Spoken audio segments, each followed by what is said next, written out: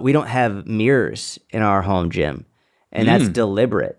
I've said for years, and people would say, you'll put mirrors in it. I've said for years, I was like, when we get a home gym, we are not putting mirrors in this home gym for a lot of reasons. But like, I think it's very difficult to say, hey, when you go to the gym, your focus should be on getting better, improving your performance. Oh, and by the way, let's also like have mirrors so we can see how we look. It's like they're competing demands, and there's nothing wrong with wanting to change how you look. There's nothing wrong with that, and there's nothing wrong with admiring your changes in your physique. But I almost think about it like as you've quoted the iron many times. Henry Rollins. Don't fucking look. Just go in and put in the work. And especially with my daughters, it's like when they're in the gym, dude, I just want them to be like, this is how strong I am. This is how fast I am. Look at my performance. I don't want them being like, oh, well, how do my legs look? How does this look? It's like, and some people are like, well, how do I check my technique? If you're checking your technique while you're doing the lift, you're doing it wrong. We have cameras. Put a fucking camera up, get your view from the side, get your view from the front, and then do the lift with lightish weight and review your technique before you go to the next one. Don't be looking at yourself in the mirror while you're doing lift. It's a bad fucking idea. I don't like TVs in the gym. I don't like mirrors in the gym. You're in the gym. You're focused on what you're doing, period. Clips Nation, baby.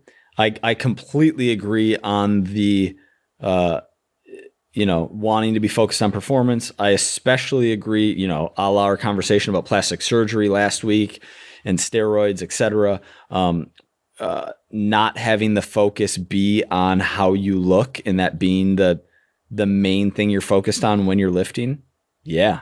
Mm-hmm. I from a technique perspective, I do enjoy seeing myself on certain exercises. Mm-hmm. And yeah, I suppose I could just take a video and watch the video afterwards.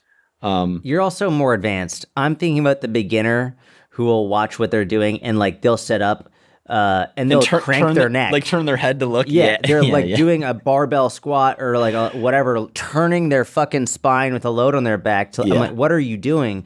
You're more advanced. Maybe you're doing it with curls or lateral raises or something. Yep, those are the exercises. Maybe like a seated dumbbell high rep overhead press or something like, but. Yeah, that's exactly right. I mean, especially for beginners and especially for beginners who have who maybe are overly focused on aesthetics and body comp.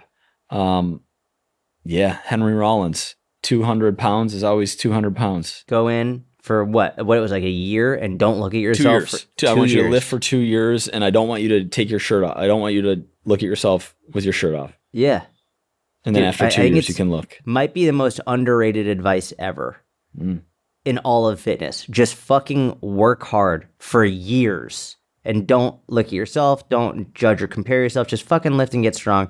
And when you eventually look, it's going to be wild. If you don't know what we're talking about, by the way, hit pause, pull up YouTube and type in Syatt Vacanti, the iron, and watch the clip from this podcast where we read that. It's incredible. It's super good. And then come back and keep listening to the rest of this episode. And 5-star review it.